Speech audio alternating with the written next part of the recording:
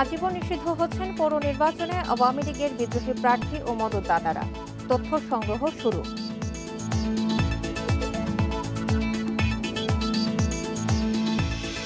ভাষা আন্দোলনের ৬৯ বছরেও জানা নেই শহীদদের প্রকৃত সংখ্যা। সঠিক তথ্য তুলে ধরার আশ্বাস মন্ত্রীর।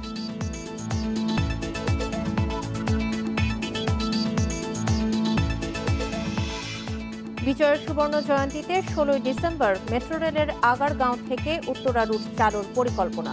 ৮০% কাজ শেষ।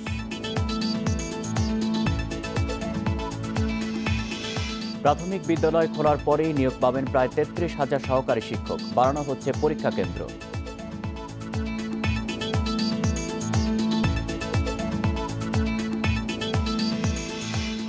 বিশ্বের শতাধিক দেশে ছড়িয়ে পড়েছে নতুন ধরনের করোনা ভাইরাস। ৯৪টি দেশে মিলেছে যুক্তরাজ্যের ধরন।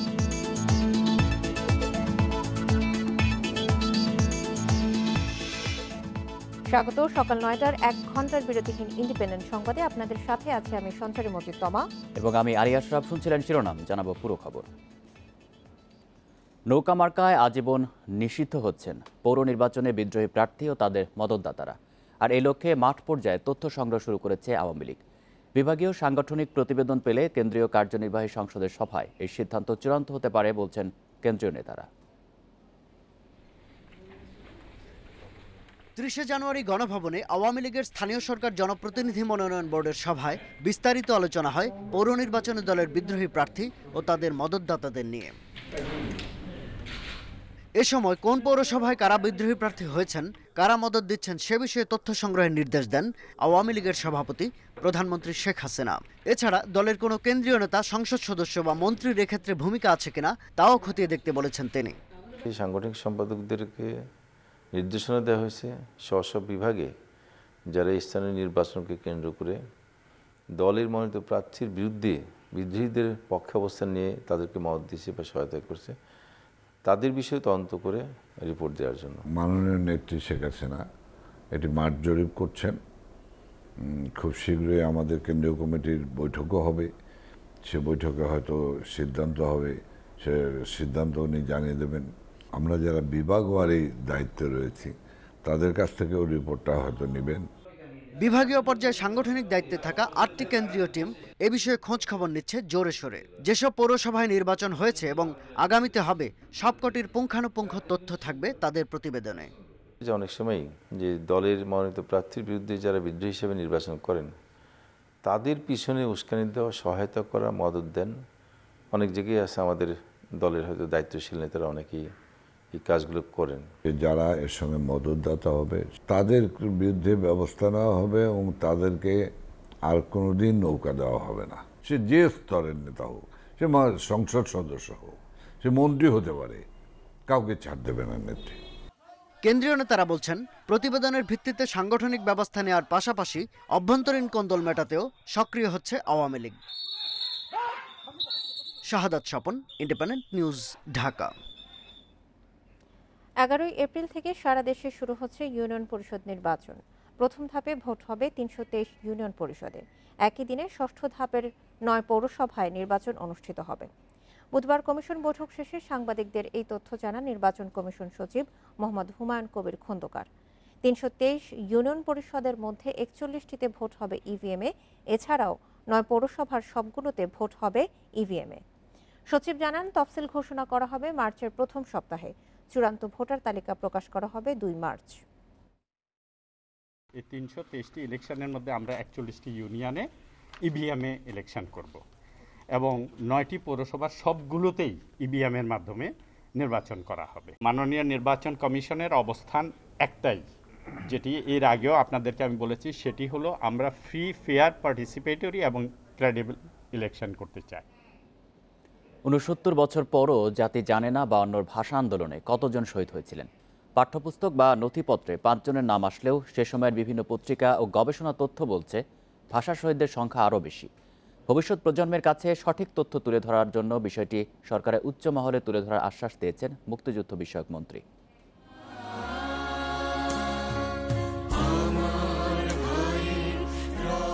অমর একুশের চিরচেনা দৃশ্য এটি। স্বাধীনতার আন্দোলনের বীজ বপনে যারা বুকের তাজা রক্ত ঢেলে দিয়েছিলেন তাদের প্রতি জাতির বিনম্র শ্রদ্ধা।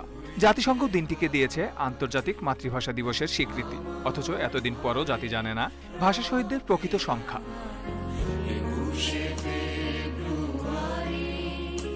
পাঠ্যপুস্তকে রফিক, শফিক, সালাম, বরকত, জব্বার এই 5 শহীদের নাম। অথচ সেই সময়ের পত্রপত্রিকা ও গবেষণায় রিকশা চালক আব্দুল আওয়াল ও কিশোর ওয়াহিউল্লাহর নামও পাওয়া যায়। 52 সালের 22 ও 24 ফেব্রুয়ারির দৈনিক আজাদে শহীদের সংখ্যা 8 জন উল্লেখ করা হয়। 23 ফেব্রুয়ারি প্রকাশিত দৈনিক সংগ্রামে শহীদের সংখ্যা বলা হয় 7। আর পাকিস্তানের নির্বাসিত লেখক লাল খান তার Pakistan's other story the 1968-69 revolution বইতে ভাষা আন্দোলনে নিহতের সংখ্যা 26 জন উল্লেখ করেন।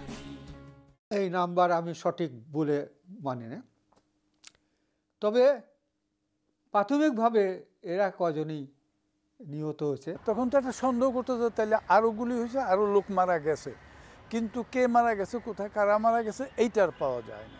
ওই ভাষা আন্দোলনের সময় যাদের নাম শনাক্ত করা গিয়েছিল, শিশু ওয়াহিউল্লাহ এবং রিকশা চালক আব্দুল আওয়াল, এদের নামটা পর্যন্ত এখন পর্যন্ত পাঠ্যপুস্তকে সেইভাবে দেখা যায় না। এত তথ্য উপাত্ত ও ভাষা সৈনিকরা বেঁচে থাকা সত্ত্বেও কেন জানা যাচ্ছে না প্রকৃত শহীদের সংখ্যা? এমন প্রশ্নের জবাবে মুক্তিযুদ্ধ বিষয়ক মন্ত্রী জানান, বিষয়টি তিনি সরকারের উচ্চ পর্যায়ে তুলে ধরবেন। আন্দোলন হয়েছে সেই সমস্ত কলেজে, ইউনিভার্সিটিতে কারা কারা নেতৃত্ব দিয়েছিলেন, কারা সামনের কাতারে আছেন, সেই তালিকা প্রস্তুত করা এখনও আমার মনে হয় সম্ভব, এবং আমাদের সাংস্কৃতিক মন্ত্রণালয় দায়িত্ব পালন করেন, তাহলে নিশ্চয়ই জাতি উপকৃত হবে এবং ইতিহাস সংরক্ষিত হবে। ভাষা শহীদদের স্মরণে এভাবেই দাঁড়িয়ে আছে স্মৃতি বিজড়িত কেন্দ্রীয় শহীদ মিনার। অথচ যে ভাষা শহীদদের স্মরণে এই শ্রদ্ধা, সেই সংখ্যাটাই এখনো অজানা। পাঠ্যপুস্তক খুললে এখনো ভাষা শহীদ মানে রফিক, সালাম, বরকত, জব্বার, শফিউল। প্রজন্মের পর প্রজন্ম ভাষা শহীদের সংখ্যা নিয়ে এই যে বিভ্রান্তিকর তথ্য পাচ্ছে, এই দায় আসলে কার? সুমন তানভীর, ইন্ডিপেন্ডেন্ট নিউজ, কেন্দ্রীয় শহীদ মিনার, ঢাকা। বিটিআরসিকে আল জাজিরার প্রতিবেদন অনলাইন থেকে সরিয়ে নিতে বলেছে হাইকোর্ট, তবে টেলিভিশনটির সম্প্রচার বন্ধের কোনো নির্দেশনা দেওয়া হয়নি। এদিকে দেশবিরোধী ষড়যন্ত্রের অভিযোগে জুলকারনাইন সামি সহ মামলার আবেদন হয়েছে 4 জনের বিরুদ্ধে। আল জাজিরার একটি তথ্যচিত্র নিয়ে দেশে নানা পর্যায়ে চলছিল আলোচনা, পরে একে উদ্দেশ্য প্রণোদিত বলে নাকচ করে সরকার। 8 ফেব্রুয়ারি তথ্যচিত্রটি বিভ্রান্তিকর ও মানহানিকর দাবি করে দেশে আল জাজিরা টেলিভিশন ও এর ওয়েবসাইট বন্ধের নির্দেশনা চেয়ে রিট করেন এক আইনজীবী। এতে বিটিআরসির চেয়ারম্যান সহ বিবাদী করা হয় 8 জনকে। আমার এই প্রেয়ারের মাধ্যমে উনি স্পেশাল জুরিডিকশন থেকে আজকে নির্দেশনা দিয়েছেন, অতি তার শীঘ্রই এই অবমাননাকর এবং যেটা সলিডারিকে আমাদেরকে করছে, হ্যাম্পার করছে, দেশের সার্বভৌমত্ব সহিংসতা নিয়ে প্রশ্ন তুলছে, সেগুলোকে রিমুভ করার জন্য অর্ডার দিয়েছে। এ নিয়ে সোমবার 6 এমিকাস কিউরির মতামত নেয় হাইকোর্ট। বুধবার অ্যাটর্নি জেনারেলের বক্তব্য শোনার পর রিট নিষ্পত্তি করে তথ্যচিত্রটি ইউটিউব, ফেসবুক, টুইটার সহ অন্যান্য সামাজিক মাধ্যম থেকে সরিয়ে নিতে বলছে হাইকোর্ট। বাংলাদেশকে মাফিয়া রাষ্ট্র বলে তারা আমাদেরকে চিহ্নিত করার একটা ভিন্ন অপচেষ্টা করছে, সেটা আমি বলছি। সেই কারণে দেশের প্রতিটি নাগরিকেরই দায়িত্ব, মানে এখানে তার লোকাস্ট্যান্ডে আছে, তার অধিকার আছে এইটাকে চ্যালেঞ্জ করে মামলা করার। এটা ফাইনালি যখন কোর্ট অর্ডারের মাধ্যমে এবং বিটিআরসি যে বলবে, রিকোয়েস্ট করবে, তারা ডেফিনেটলি কনসিডার করবে। যদি কনসিডার না করে পরবর্তীতে তো আমাদের হাতে তো আছেই, আমরা যদি ইফ নেসেসারি যদি গভর্নমেন্ট মনে করে তাদের টোটালি তো তাদেরকে ব্লক করতে পারে। এদিকে দেশবিরোধী ষড়যন্ত্রের অভিযোগে আল জাজিরা তথ্যচিত্রের সঙ্গে যুক্ত জুলকারনাইন সামি সহ 4 জনের বিরুদ্ধে মামলার আবেদন করেন বঙ্গবন্ধু ফাউন্ডেশনের নির্বাহী সভাপতি অ্যাডভোকেট মশিউর মালেক। সরকারের ভাবমূর্তি নষ্ট করার জন্য, বাংলাদেশের ভাবমূর্তি নষ্ট করার জন্য বর্তমান সরকারকে উৎখাত করার ষড়যন্ত্র করে তারা এই প্রতিবেদন প্রকাশ করেছে। এই আসামিরা বিভিন্ন সময় বাংলাদেশের বিরুদ্ধে গুজব সৃষ্টি করে। এ আবেদনে অন্য অভিযুক্তরা হলেন আল জাজিরা টেলিভিশনের ডিরেক্টর জেনারেল মোস্তেফা সোয়াগ ও নেত্র নিউজের প্রধান সম্পাদক তাসনিম খলিল। আল আমিন হোসেন, ইন্ডিপেন্ডেন্ট নিউজ, ঢাকা। এদিকে ডাক ও টেলিযোগাযোগ বিভাগের সচিব মোহাম্মদ আফজাল হোসেন জানিয়েছেন, হাইকোর্টের আদেশ অনুযায়ী যত দ্রুত সম্ভব আল জাজিরার তথ্যচিত্রটি সরিয়ে ফেলা হবে। এ বিষয়ে বিটিআরসির সক্ষমতা আছে। কিছু কিছু বিষয় আমরা সরিয়ে ফেলতে পারি, সক্ষমতা আছে, এবং কিছু সকল বিষয় যে আছে তা আমি বলবো না। তো আমরা চেষ্টা করছি এটা সরিয়ে ফেলার জন্য। ওইটা লিঙ্কটা লাগে, স্পেসিফিক লিঙ্ক দরকার হয় আমাদের। লিঙ্কটা পেয়ে গেলে তাহলে আর সরিয়ে ফেলতে কোনো অসুবিধা হয় না। অধিদপ্তরে এই ব্যাপারে একটা আমাদের ইকুইপমেন্ট স্থাপন করা আছে, মেশিনারিজ একটা প্রকল্প আমরা নিয়েছিলাম, সেখান থেকে আমরা সরিয়ে ফেলতে পারি। দেখছেন বিরতিহীন ইন্ডিপেন্ডেন্ট সংবাদ। এছাড়া সংবাদে আরো যা থাকছে, বিত্তবান নারীদের সঙ্গে ফেসবুকে সম্পর্ক গড়ে তোলেন নাজমুল, পুলিশের কাছে প্রতারণার অভিযোগ স্ত্রীর।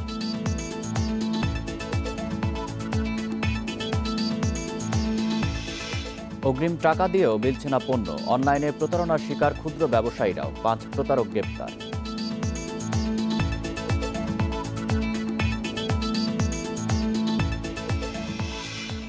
বিজয়া সুবর্ণ জয়ন্তী উপলক্ষে আগামী 16 ডিসেম্বরে আগারগাঁও থেকে উত্তরা রুটে মেট্রো রেল চালুর পরিকল্পনা রয়েছে সরকারের।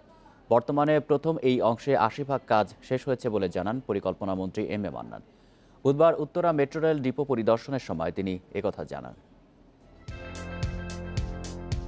আর মাত্র 10 মাস পরেই মেট্রো রেলে চড়তে পারবেন যাত্রীরা। মহান বিজয় দিবসে আগারগাঁও থেকে উত্তরা রুটে চলবে মেট্রো রেল, এমনই আশ্বাস দিলেন পরিকল্পনা মন্ত্রী এম এ মান্নান। বুধবার মেট্রো রেল ডিপো পরিদর্শন শেষে পরিকল্পনা মন্ত্রী জানান, উত্তরা থেকে আগারগাঁও পর্যন্ত 80% কাজ শেষ হয়েছে। এর সার্বিক অগ্রগতি 56.94%। 2022 সালের ডিসেম্বরে কাজ শেষ করার পরিকল্পনা রয়েছে বলেও জানান তিনি। কোভিডে কিছু ক্ষতি হয়েছে, অস্বীকার করার উপায় নেই, পিছিয়ে পড়েছি। এই যে 16 ডিসেম্বর 21 সালের আসবে, আমরা অনুরোধ করব, আমরা প্রার্থনা করব যাতে করে আমরা বিজয় দিবসে আমরা প্রথম সেকশনটা এখান থেকে উত্তর থেকে আগারগাঁও পর্যন্ত আমরা ট্রেন চালু করতে পারবো। প্রতি ট্রেনে যাত্রী থাকবে 2308 জন। প্রতিবন্ধীদের জন্য থাকছে বিশেষ সুবিধা। আগামী 23 এপ্রিল দেশে পৌঁছাবে জাপান থেকে আসা মেট্রো রেলের কোচ। সেটা বিশেষ মানুষ, আমাদের যেসব ভাই বোন প্রতিবন্ধী আছে বা নানাভাবে তারা বয়স্ক লোক আমার মতন, বা মুক্তিযোদ্ধারা যারা আছেন, নারীরা আছেন, তাদের জন্য বিশেষ ব্যবস্থা তিনি রাখছেন। আলাদা উইন্ডো থাকবে। 2013 সালে জাইকার সাথে চুক্তির পর 2016 সালে শুরু হয় মেট্রো রেল নির্মাণের কাজ।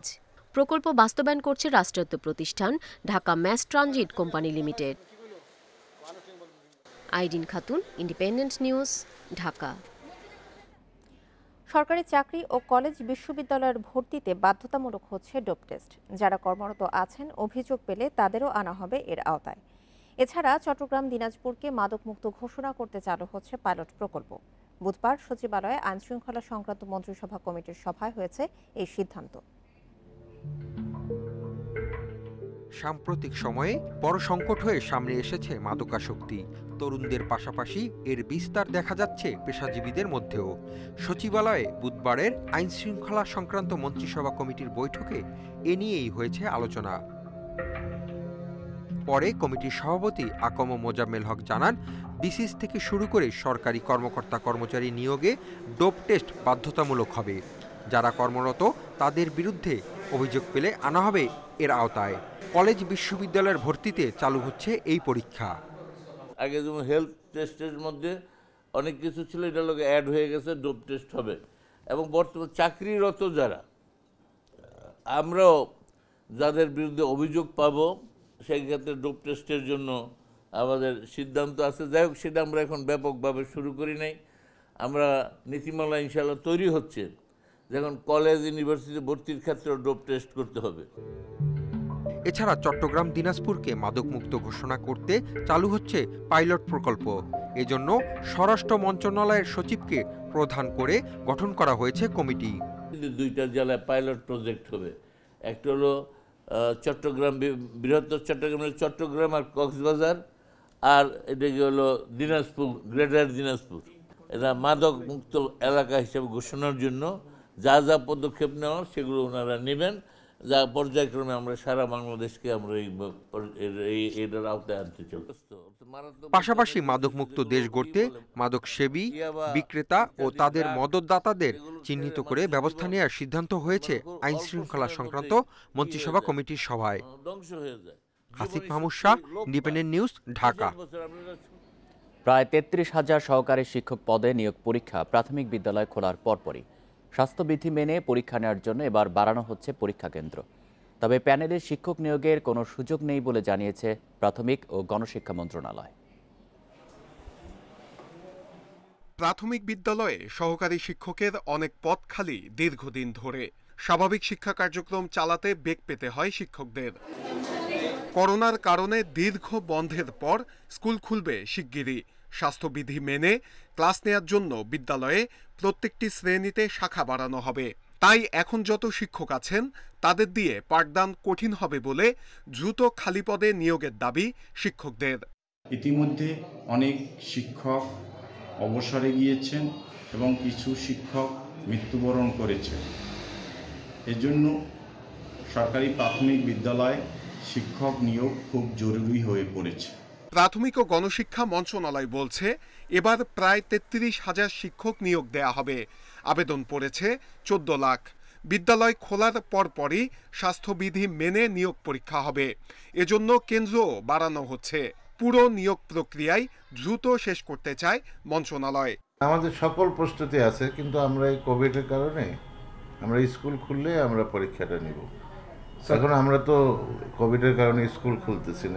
এদিকে দীর্ঘদিন ধরে প্যানেলে শিক্ষক নিয়োগের দাবি করছেন 2014 ও 18 সালের প্রার্থীরা। তবে প্যানেলে নিয়োগের কোনো সুযোগ নেই বলে জানান গণশিক্ষা প্রতিমন্ত্রী। এরকম আমাদের তো কোনো সুযোগ নাই প্যানেলের কোনো।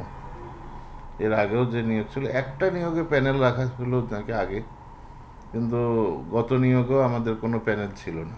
65,000 প্রাথমিক বিদ্যালয়ে প্রধান শিক্ষকের পদ খালি 7,000-এর উপরে।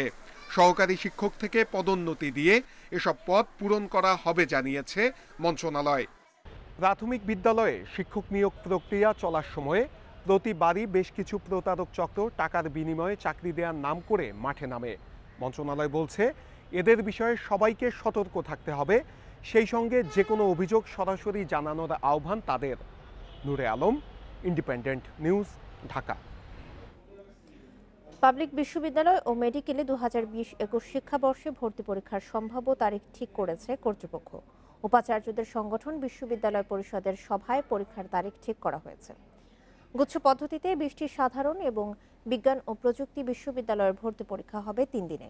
মানবিক বিভাগের পরীক্ষা 19 জুন, বাণিজ্যের 26 জুন এবং বিজ্ঞান বিভাগের পরীক্ষা হবে 3 অথবা 10 জুলাই।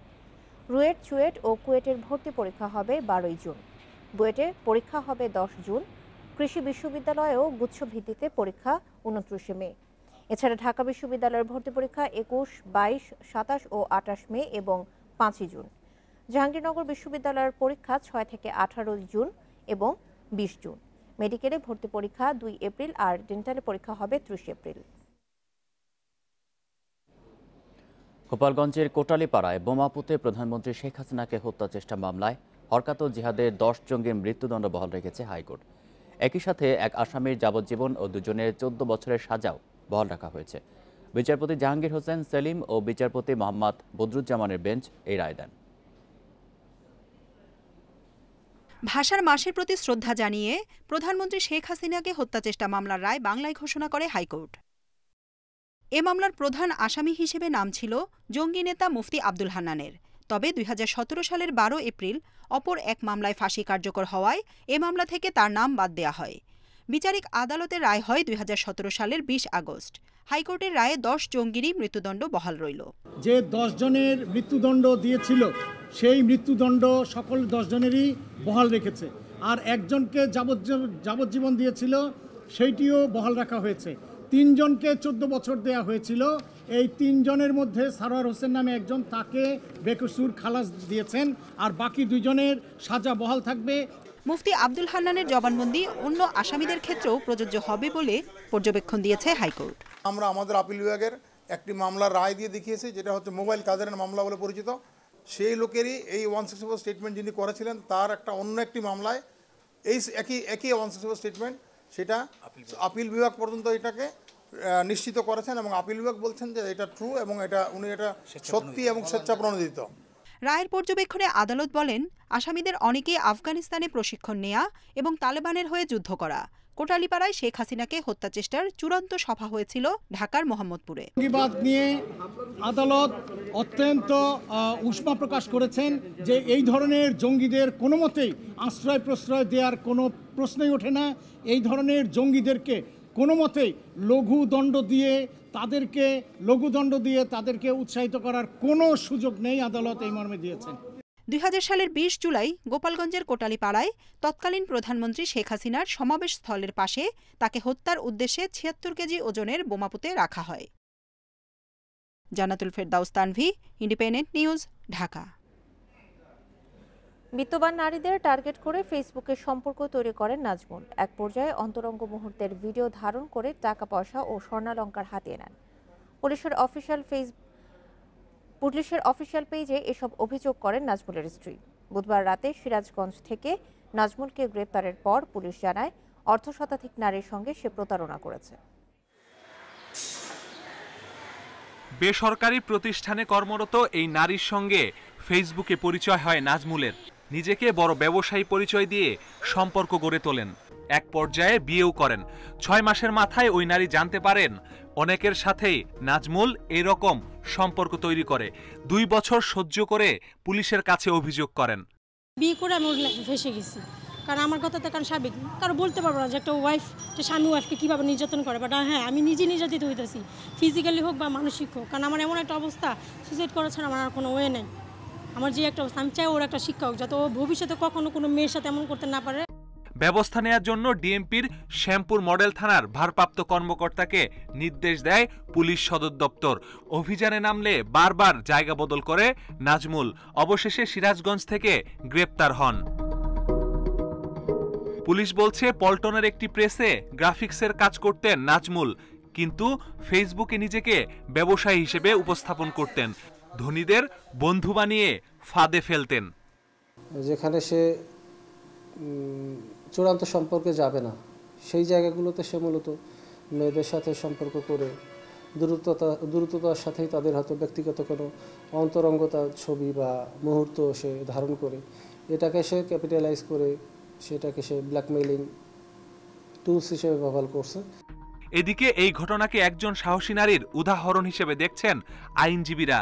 বলছেন সব নির্যাতিতাদের উচিত আইন শৃঙ্খলা বাহিনীর সহায়তা নেয়া। নারীদেরকে আইনি সহায়তা দেওয়ার জন্য নানা ধরনের প্রতিষ্ঠান রয়েছে, যেখানে বিনামূল্যেও আইনগত বিভিন্ন ধরনের সেবা দেওয়া হয়। তো এই সমস্ত ক্ষেত্রে আসলে এই অপরাধগুলোর প্রতিবাদ করা উচিত, এগিয়ে আসা উচিত এবং প্রয়োজন হলে আসলে নারীদের উচিত আইনগত সহায়তা। তাদের মতে এমন ব্যক্তিদের বিরুদ্ধে ব্যবস্থা নেয়ার পাশাপাশি পরিবারের উচিত ভুক্তভোগীদের পাশে থাকা। Masudur Rahman, independent news, Dhaka. অনলাইনে পণ্য কিনতে গিয়ে শুধু গ্রাহক নন, প্রতারণার শিকার হচ্ছেন ক্ষুদ্র ব্যবসায়ীরাও। পণ্যের ডেলিভারি চার্জ কিংবা অগ্রিম টাকা পরিশোধের পর পণ্য সরবরাহ না করার মতো ঘটনা ঘটছে প্রতিনিয়তই। সম্প্রতি নওগাঁ থেকে এমন এক প্রতারক চক্রের 5 সদস্যকে গ্রেপ্তারের পর এসব তথ্য জানায় গোয়েন্দা পুলিশের সাইবার বিভাগ। অনলাইন কেনাকাটায় প্রতারণা এড়াতে সতর্ক হওয়ার পরামর্শ পুলিশের। ফেসবুকে পেজ খুলে গত 6 মাস ধরে ব্যবসা করেন এক তরুণী। সম্প্রতি চায়না টু বাংলাদেশ নামক ফেসবুক গ্রুপে পণ্য কিনতে পোস্ট দেন তিনি। পরে তার সাথে যোগাযোগ করেন আরেক তরুণী। পণ্যের মূল্য বাবদ অগ্রিম 50% টাকাও পরিশোধ করেন তিনি। শেষ পর্যন্ত পণ্য তো জোটেইনি, তাকে দ্বারস্থ হতে হয়েছে পুলিশের। অনলাইন থেকে কেউ প্রোডাক্ট কিনতে ভয় পাচ্ছে, মানে ভালো যে পেজগুলো আছে এগুলো হচ্ছে ভুক্তভোগী হচ্ছে, প্লাস হলো যে যারা আমরা অ্যাডভান্স দিচ্ছি তারা ভুক্তভোগী হচ্ছে। মামলার তদন্তে পুলিশ সন্ধান পায় একটি অনলাইন প্রতারক চক্রের। নওগাঁয় অভিযান চালিয়ে চক্রের 5 সদস্যকে গ্রেপ্তার করে গোয়েন্দা পুলিশ। গোয়েন্দারা বলছেন আকর্ষণীয় বিজ্ঞাপন দিয়ে টার্গেট করত ক্ষুদ্র ব্যবসায়ীদের। মোবাইল ব্যাংকিং এর মাধ্যমে টাকা পাওয়ার পর বন্ধ করে দিত যোগাযোগ। তো আমাদের প্রাথমিক অনুসন্ধানে যেটা দেখা গেছে যে ডেলিভারি চার্জ নেয়ার মাধ্যমে তারা শতাধিক লোকের কাছ থেকে এই প্রতারণাটা করে আসছে। আর স্পেসিফিক কিছু আমাদের ভিকটিম আছে যারা কিনা অলরেডি 50% অ্যাডভান্স দিয়ে তাদের পণ্য পায়নি। অনলাইনে পণ্য ক্রয় বিক্রয়ের নামে প্রতারণা করলে কেউ পার পাবে না বলেও জানাচ্ছে পুলিশ। এই অনলাইন প্রতারণার সাথে যে কেউ জড়িত হোক, যখনই জড়িত হবে তাৎক্ষণিকভাবে আমাদের চোখ কিন্তু চারদিকেই আমরা যেহেতু সাইবার ক্রাইম নিয়ে কাজ করি, আমাদের কাছে ডিজিটাল এভিডেন্স লুকানোর কোনো সুযোগ নাই। আমরা এটা খুব সহজেই আমরা সক্ষম যে যারা অনলাইন প্রতারণার সাথে জড়িত তাদেরকে আইডেন্টিফাই করে তাদেরকে আইনের আয়ত্তে সুপর্দ করার জন্য। ফেসবুকে পেজ বা গ্রুপ থেকে পণ্য কেনার ক্ষেত্রে আরও সতর্ক হওয়ার পরামর্শও দিচ্ছে police. Masudur Rahman, independent news, Dhaka. BNP এবং জিয়া পরিবারের বিরুদ্ধে নানা ষড়যন্ত্র এখনো অব্যাহত রয়েছে বলে দাবি করেছেন বিএনপি নেতারা। জিয়াউর রহমানের বীরুত্তম খেতাব কেড়ে নেয়ার ষড়যন্ত্র কোনোভাবেই সফল হতে দেওয়া হবে না বলে ঘোষণা দেন তারা। এদিকে বুধবার ঢাকার প্রতিবাদ সমাবেশে আসার পথে নেতাকর্মীদের বাধা দেওয়ার অভিযোগও করেন বক্তারা। সাবেক রাষ্ট্রপতি জিয়াউর রহমানের বীরুত্তম খেতাব বাতিলের উদ্যোগের প্রতিবাদে কেন্দ্রীয় কর্মসূচির অংশ হিসেবে জাতীয় প্রেসক্লাবের সামনে প্রতিবাদ সমাবেশ করে ঢাকা মহানগর বিএনপি।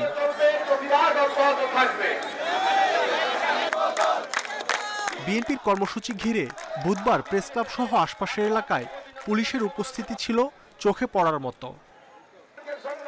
সমাবেশের নেতারা অভিযোগ করেন, গত শনিবার পুলিশের সাথে বিএনপি কর্মীদের সংঘর্ষের ইস্যুতে বুধবারের কর্মসূচিতে অংশ নিতে বাধা দেওয়া হয়েছে নেতাকর্মীদের। সমস্ত রাস্তায় প্রতিবন্ধকতা সৃষ্টি করা হয়েছে যাতে আমরা সমাবেশ করতে না পারি। এত ভয় কেন? নেতারা দাবি করেন, এখনো সরকার একতরফাভাবে সব নির্বাচন পরিচালনা করছে। গণতন্ত্র ও মানুষের ভোটাধিকার রক্ষায় সবাইকে ঐক্যবদ্ধ হওয়ার আহ্বান জানান তারা।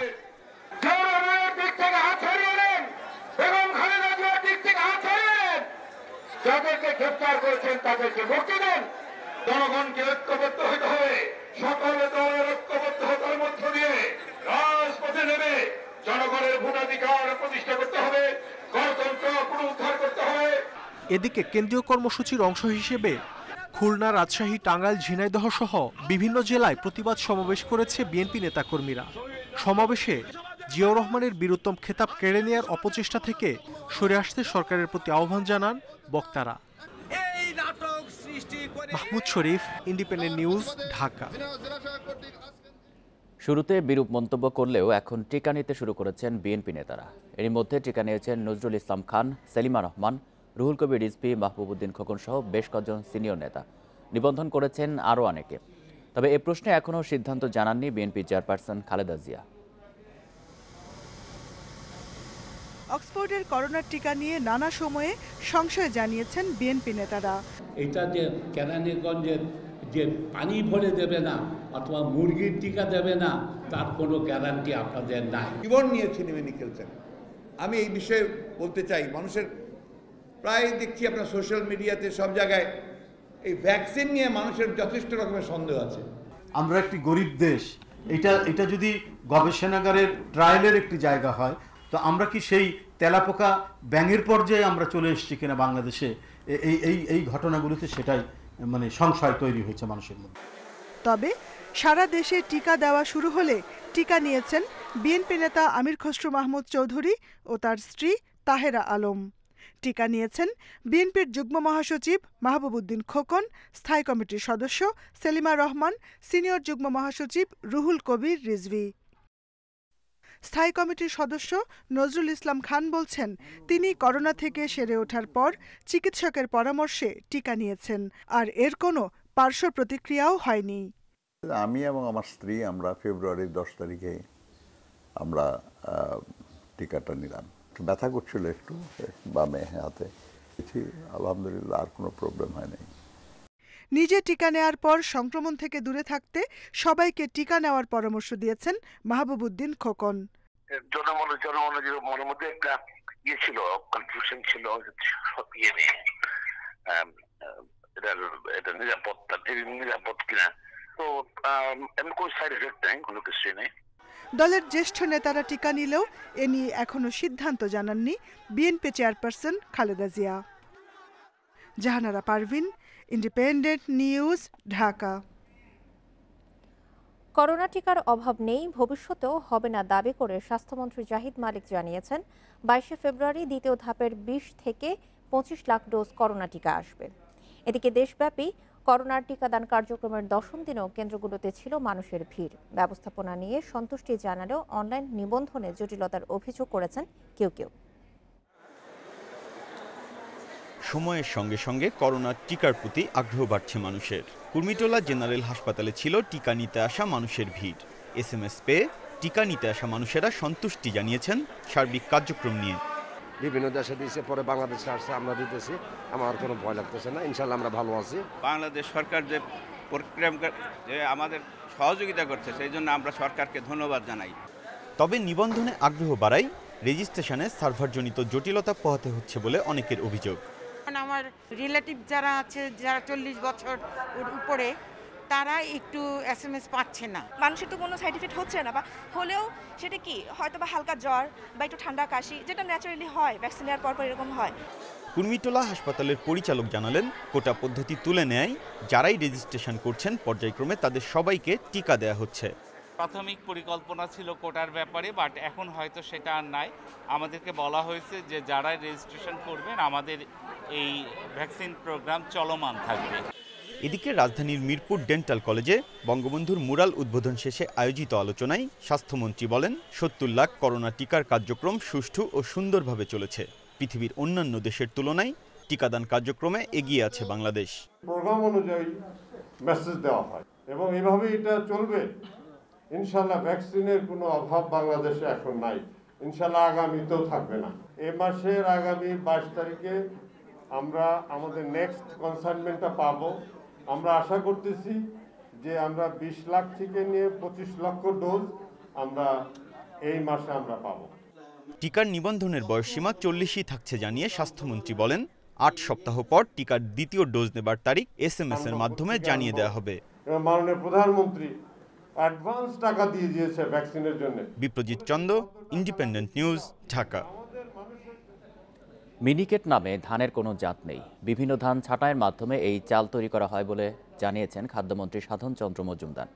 সকালে রাজধানীতে নিরাপদ খাদ্য কর্তৃপক্ষ আয়োজিত সংবাদ সম্মেলনে মন্ত্রী কথা জানান। এ সময় খাদ্য সচিব জানান, কৃষকদের স্বার্থ মাথায় রেখে এই চাল বাজার থেকে কিভাবে তুলে নেওয়া যায় সে বিষয়ে কাজ করছে মন্ত্রণালয়। মিনিকেট নামে কোনো ধানের অস্তিত্ব না থাকলেও বাজারে এই নামের চাল বিক্রি হচ্ছে সবচেয়ে বেশি। বিশেষজ্ঞদের মতে স্বাস্থ্য ঝুঁকি থাকলেও চিকন চাল হওয়ায় সব শ্রেণী ক্রেতাদের কাছে তা বেশ জনপ্রিয়। নিরাপদ খাদ্য দিবস উপলক্ষে আয়োজিত সংবাদ সম্মেলনে উঠে আসে চালসহ অন্যান্য খাদ্যপণ্যের গুণগত মান নিয়ে নানা তথ্য। এ সময় খাদ্যমন্ত্রী বলেন, মূলত স্বর্ণা ও গুটি স্বর্ণা চালকে ছাঁটাই করে মিনিকেট বানান অসাধু ব্যবসায়ীরা। ছাঁটাইয়ের ফলে সঠিক পুষ্টিগুণ থাকে না এ চালের। অসাধু ব্যবসায়ীদের এ কারসাজি বন্ধ করতে সরকার সতর্ক রয়েছে বলে জানান মন্ত্রী। এক একজন এক এক ব্র্যান্ডে বিক্রি করে, অতএব মিনিকেট নামক এটা এদের ব্র্যান্ডের নাম, এটা কোনো ধান বা চাউলের নাম নয়।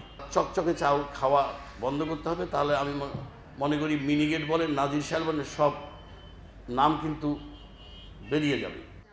সংবাদ সম্মেলনে খাদ্য সচিব জানান, কৃষকরা সব ধরনের ধান উৎপাদন করে, ফলে তাদের স্বার্থে মিনিকেট চালের ব্র্যান্ড বাজার থেকে হঠাৎ তুলে নেওয়া যাবে না। পর্যায়ক্রমে বাজার থেকে মিনিকেট চাল কিভাবে তুলে নেওয়া যায় এই বিষয়ে আলাদা কমিটি গঠন করেছে খাদ্য মন্ত্রণালয়।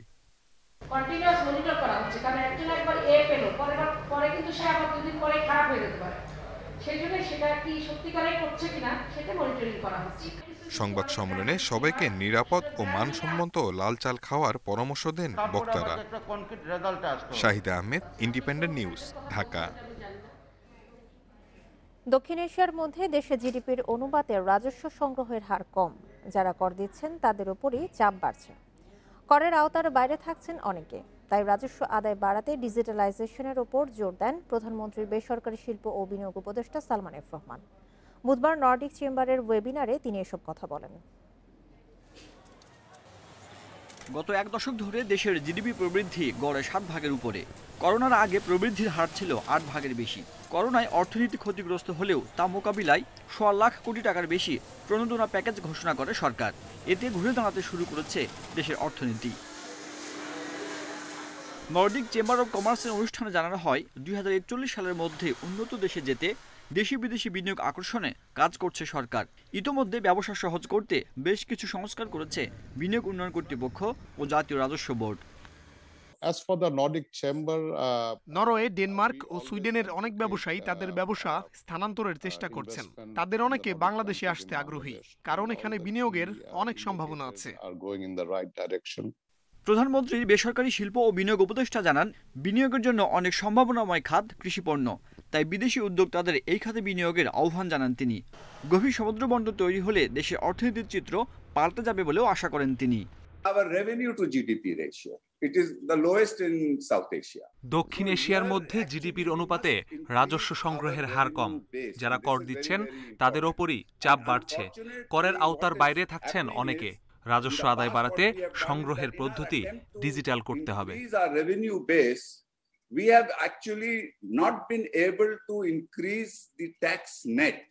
অনুষ্ঠানে জাতীয় রাজস্ব বোর্ডের চেয়ারম্যান জানান, দেশের 100 অর্থনৈতিক অঞ্চল ও হাইটেক পার্কে বিনিয়োগ করলে কর সুবিধা পাচ্ছেন বিনিয়োগকারীরা। Sajjad Hossain, independent news, Dhaka. করোনার কারণে ব্রাহ্মণবাড়িয়ার আখাউড়া স্থলবন্দরে কমেছে রপ্তানি, সীমিত আমদানি বাণিজ্য। যাত্রী পারাপার কম হওয়ায় কমেছে বন্দরের রাজস্ব আয়, ফলে অনেকটাই নিষ্প্রাণ এই স্থলবন্দর। 1994 সালে আখাউড়া স্থলবন্দরে শুরু হয় আমদানি রপ্তানি এবং যাত্রী পারাপার কার্যক্রম। এই বন্দর দিয়ে ভারতের উত্তর পূর্বাঞ্চলের 7টি রাজ্যে 32টি পণ্য রপ্তানির সুযোগ পান ব্যবসায়ীরা। তবে কয়েক বছর ধরে এই বন্দরের রপ্তানি বাণিজ্যে মন্দা চলছে। 6 মাস ধরে বন্ধ রয়েছে তেল রপ্তানি। সিমেন্ট ও কয়লা রপ্তানিও নেমেছে অর্ধেকের কোটায়। ভারতে বাংলাদেশি পণ্যের চাহিদা থাকলেও দেশটির কর্তৃপক্ষের অসহযোগিতার কারণে রপ্তানি কম হচ্ছে বলে অভিযোগ ব্যবসায়ীদের।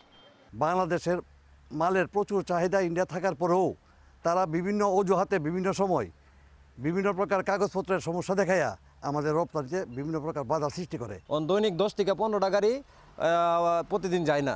আগে রড, সিমেন্ট, তুলা, মেশিন এরকম প্রোডাক্ট সব কিছু যাইতো। কোভিড-19 কারণে আমাদের যে রাজস্বের যে একটা বিষয় ছিল, এখন বর্তমানে যেহেতু যাত্রী কম যাচ্ছে, তো সেই জন্য রাজস্বেরও প্রতিফলনটা এখানে কম হচ্ছে।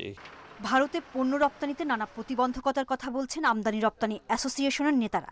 এই পোর্টের দীর্ঘদিন ধরে যারা ব্যবসায়িক আছে অনেকেই তারা ব্যবসা বাণিজ্য বন্ধ করে দিছে এবং এইখানে অনেকগুলো শ্রমিক বেকার হয়ে যাচ্ছে। রপ্তানি বাণিজ্য কমে যাওয়া এবং বন্দরের পরিবেশ নিষ্প্রাণ হয়ে পড়ার কথা স্বীকার করেছেন কর্মকর্তারাও। ইন্ডিয়ার বিভিন্ন সমস্যার কারণে তেল এখন তারা নিচ্ছে না। আমদানি রপ্তানি কারক যারা সরকার ওই পর্যায়ে যদি বৈঠক করে হয়তো কিছু একটা সমাধান করা যায়। ভ্রমণ করে যেখানে আর প্রতি মাসে আসতো 80 থেকে 85 লক্ষ টাকা, এখানে আসে এখন 2 লাখ, 1.5 লক্ষ টাকা, 2 লক্ষ টাকা। 2019-20 অর্থ বছরে আখাউড়া স্থলবন্দরে রপ্তানি আয় হয় 542 কোটি 13 লাখ টাকা। চলতি অর্থ বছরের 5 মাসে নভেম্বর পর্যন্ত আয় হয়েছে 270 কোটি 10 লাখ টাকা। Independent news desk. বিশ্বের শতাধিক দেশে ছড়িয়ে পড়েছে নতুন ধরনের করোনা ভাইরাস। এর মধ্যে 94টি দেশে ছড়িয়েছে যুক্তরাজ্যের শনাক্ত হওয়া ধরন। 46টি দেশে মিলেছে সাউথ আফ্রিকার শনাক্ত নতুন ধরনের ভাইরাস। যুক্তরাজ্যের নতুন এক গবেষণা বলছে, দ্রুত গতিতে নতুন ধরনের ভাইরাস ছড়ানোর অন্যতম কারণ হয়ে থাকতে পারে দুর্বল ইমিউন সিস্টেম। নতুন ধরনের ভাইরাস মোকাবেলায় ফাইজার ও মডার্নার ভ্যাকসিন কার্যকর বলে তথ্য মিলেছে নতুন গবেষণায়। এদিকে বিশ্বে করোনায় মৃতের সংখ্যা 24,39,000 ছাড়িয়েছে। আক্রান্তের সংখ্যা 11 কোটি 4 লাখের বেশি। বিশ্বে একদিনে 11,000-এর বেশি মানুষের মৃত্যু হয়েছে। নতুন শনাক্ত 3,91,000-এর বেশি। একদিন আগেও বিশ্বে করোনায় একদিনে 9,833 জনের মৃত্যু হয়। আক্রান্ত হয় 3,47,000-এর বেশি।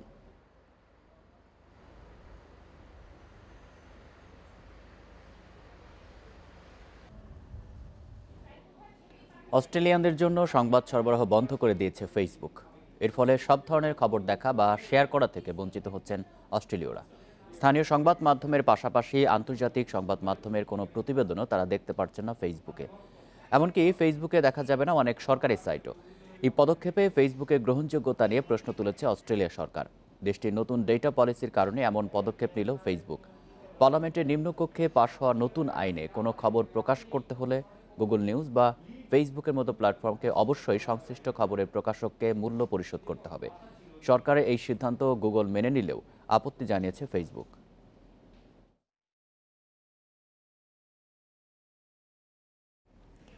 ভারতে গ্রেপ্তার পরিবেশকর্মী দিশা রবির মুক্তির দাবিতে বিক্ষোভ করছে শিক্ষার্থীরা। নয়াদিল্লিতে প্ল্যাকার্ড হাতে সড়কে নামেন তারা। এ সময় ভেঙে ফেলা হয় পুলিশের দেয়া ব্যারিকেড। আটকও হন বেশ কয়েকজন।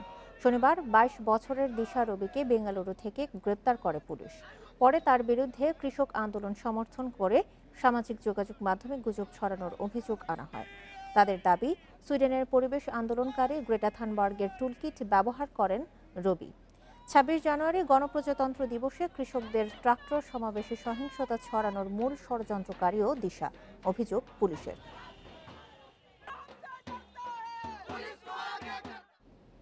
অসুস্থ বোধ করায় লন্ডনের একটি হাসপাতালে ভর্তি যুক্তরাজ্যের রানী দ্বিতীয় এলিজাবেথের স্বামী প্রিন্স ফিলিপ।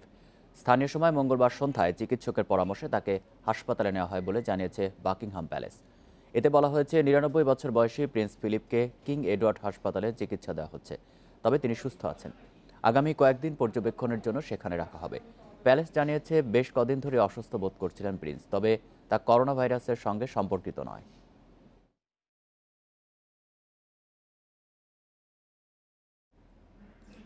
দুবাইয়ের শাসক কন্যা লতিফা বিনতে মাকতুমের প্রাণ সংহার ভিডিও নিয়ে এবার অবস্থান নিচ্ছে জাতিসংঘ। তাকে আটকের বিষয়ে সংযুক্ত আরব আমিরাতের কাছে জানতে চাইবে তারা। পাশাপাশি ভিডিওটি খতিয়ে দেখা হচ্ছে। 2018 সালে দেশ থেকে পালানোর সময় আটক হন লতিফা। আমাকে একটা ভিলায় জিম্মি করে রাখা হয়েছে। এই ভিলাকে একটা জেলে রূপান্তর করা হয়েছে। সব জানলা বন্ধ, আমি কোনো জানলাও খুলতে পারি না। গত 3 বছর জনসম্মুখে দেখা যায়নি রাজকুমারী লতিফাকে। তিনি বিশ্বের অন্যতম ধনী ও দুবাইয়ের শাসক শেখ মোহাম্মদ বিন রশিদ আল মাকতুমের মেয়ে। এছাড়া সংযুক্ত আরব আমিরাতের প্রধানমন্ত্রীও তিনি।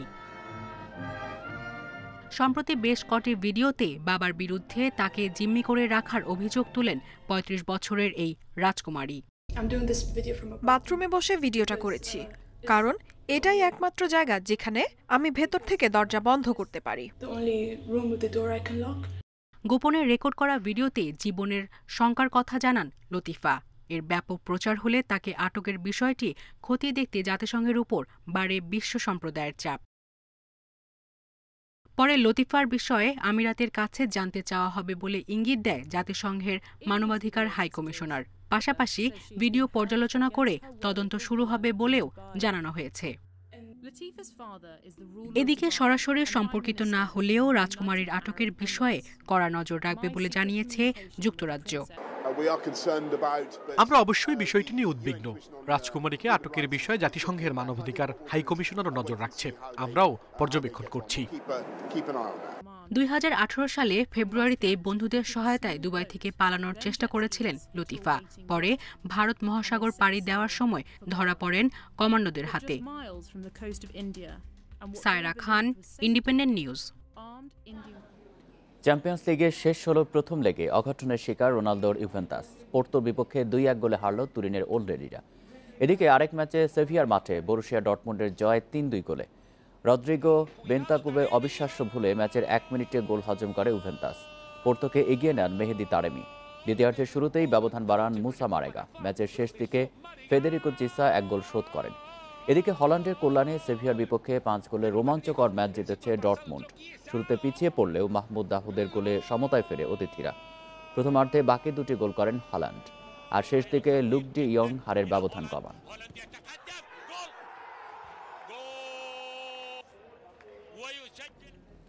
ইংলিশ প্রিমিয়ার লিগে ধারাবাহিক জয়ে শীর্ষস্থান আরও মজবুত করেছে ম্যান সিটি। এভারটনকে 3-1 গোলে হারিয়েছে সিটিজেনরা। এদিকে লা লিগায় লেভান্তের বিপক্ষে 1-1 গোলে ড্র করেছে অ্যাটলেটিকো মাদ্রিদ। গুডিসন পার্কে ফিল ফোডেনের কল্যাণে ম্যাচের 32 মিনিটেই এগিয়ে যায় ম্যান সিটি। লিড স্থায়ী হয় 5 মিনিট। এভারটনকে সমতায় ফেরান রিচার্লিসন। বিরতির পর আক্রমণে ধার বাড়ায় সিটিজেনরা। 63 মিনিটে ম্যান সিটি এগিয়ে যায় রিয়াদ মাহরেজের গোলে। জয়ের ব্যবধান বাড়ান বার্নার্ডো সিলভা।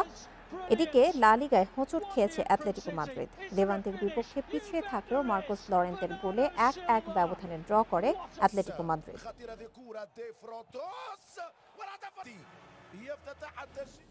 ইউএফা ইউরোপা লিগের রাউন্ড অফ 32 এর লড়াই শুরু হচ্ছে আজ। রাত 2টায় বেনফিকার প্রতিপক্ষ আর্সেনাল। একই সময় নাপোলি লড়বে গ্রানাদার বিপক্ষে। এর আগে রাত 11:55 মিনিটে সোসিয়েদাদের চ্যালেঞ্জ নেবে ম্যান ইউনাইটেড। ইপিএলে ধুঁকতে থাকা আর্সেনাল ছন্দে ফিরতে চায় ইউরোপা লিগে। বেনফিকার পাশাপাশি গানারদের লড়াই চোটের সাথেও। থমাস পার্টি, কিরান টিয়ার্নি অনিশ্চিত। কোভিড প্রোটোকল ভঙ্গের অভিযোগ আছে অবামেয়াংয়ের বিপক্ষে। তবে বেনফিকা ম্যাচে থাকছেন এই ফরওয়ার্ড। পরিসংখ্যানে এগিয়ে আর্সেনাল, মুখোমুখি দুইবারের দেখায় শতভাগ জয় আছে গানারদের। এদিকে অস্বস্তি নিয়ে গ্রানাদার মাঠে নামছে নাপোলি। চোটের কারণে নেই ড্রিস মের্টেন্স, আইসোলেশনে কালিদো কুলিবালি। নিষেধাজ্ঞা থেকে ফেরা সাকিব আইপিএলের নিলামে থাকবেন স্পটলাইটে। 3 ফ্র্যাঞ্চাইজির আগ্রহ আছে তাকে নিয়ে। চেন্নাইয়ে বহুল আলোচিত নিলাম শুরু হবে বেলা 3:30টায়। 292 জনের চূড়ান্ত তালিকায় আছে 4 বাংলাদেশি। সর্বোচ্চ 2 কোটি রুপি থেকে শুরু হবে সাকিবের ডাক। মুস্তাফিজের ভিত্তিমূল্য 1 কোটি রুপি, মাহমুদুল্লাহ 75 লাখ আর 50 লাখ রুপিতে নিলামে উঠবেন সাইফুদ্দিন। টাইগারদের নাম্বার 1 সাকিব আর মুস্তাফিজ আছেন আলোচনায়। গণমাধ্যমের দাবি, পাঞ্জাব কিংস ও রয়্যাল চ্যালেঞ্জার্স বেঙ্গালুরুর সম্ভাব্য টার্গেট লিস্টে আছেন 2 জন। সাবেক দল কলকাতা নাইট রাইডার্স ও চেন্নাই সুপার কিংসেরও চোখ থাকবে সাকিবের দিকে।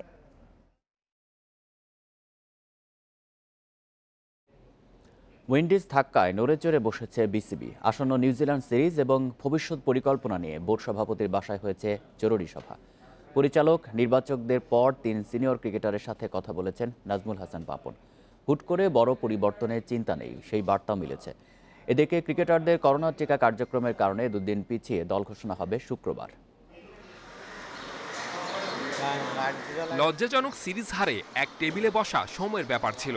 এক ছাদের নিচে বসে 4 বোর্ড পরিচালক আর 2 নির্বাচক সহ নিজ বাসভবনে ভবিষ্যৎ করণীয় ঠিক করেন বিসিবি প্রধান। উইন্ডিজ সিরিজের ভুল থেকে শিক্ষা নিয়ে নিউজিল্যান্ডে ঘুরে দাঁড়াতে চায় বিসিবি।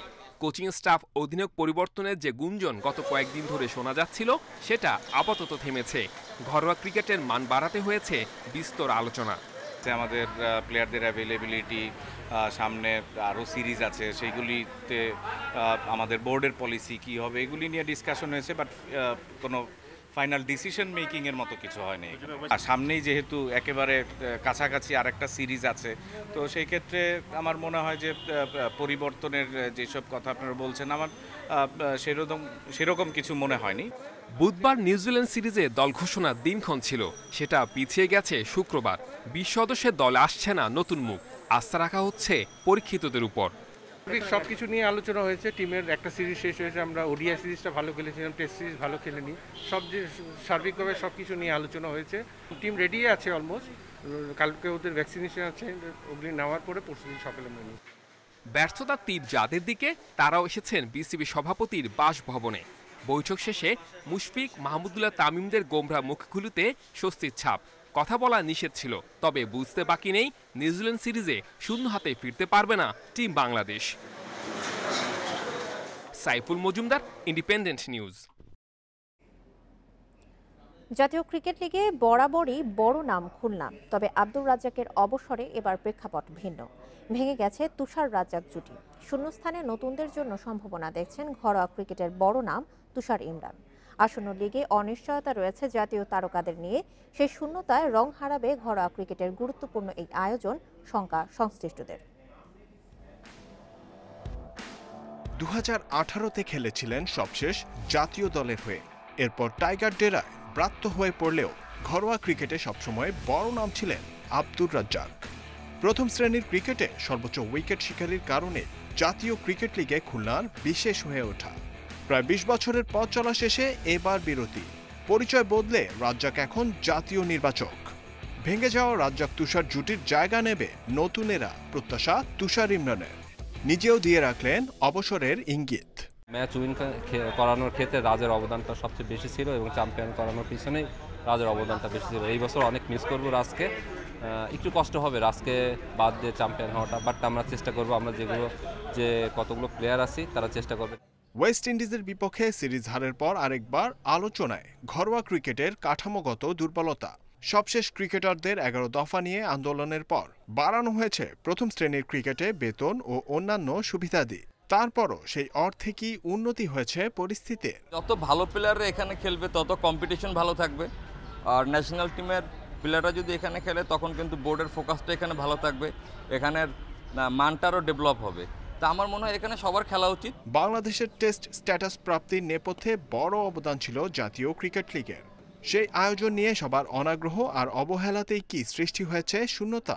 টেস্টে অবনমনের ধাক্কা সামলাতে জাতীয় ক্রিকেট লিগের মঞ্চ কাজে লাগানোর পরামর্শ দিচ্ছেন ক্রিকেটাররা। জহিরুল ইসলাম, ইন্ডিপেন্ডেন্ট নিউজ, ঢাকা। আর এই ছিল ৯টার বিরতিহীন ইন্ডিপেন্ডেন্ট সংবাদে।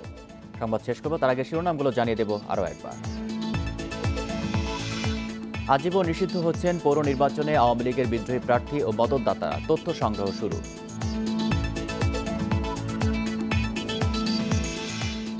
ভাষা আন্দোলনের ৬৯ বছরেও জানা নেই শহীদদের প্রকৃত সংখ্যা, সঠিক তথ্য তুলে ধরার আশ্বাস মন্ত্রী।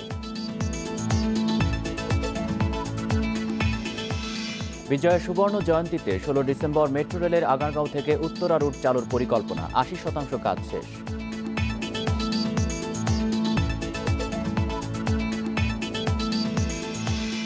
প্রাথমিক বিদ্যালয়ে খোলার পরই নিয়োগ পাবেন প্রায় ৩৩,০০০ সহকারী শিক্ষক, বাড়ানো হচ্ছে পরীক্ষা কেন্দ্র।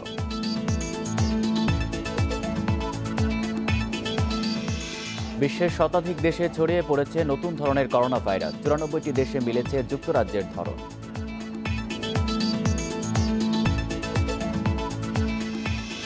এ ছিল এখনকার সংবাদ। ইন্ডিপেন্ডেন্ট টেলিভিশনের সব খবর আরও বিস্তারিত জানতে চোখ রাখুন ফেসবুক, ইউটিউব এবং টুইটারে। ধন্যবাদ সবাইকে।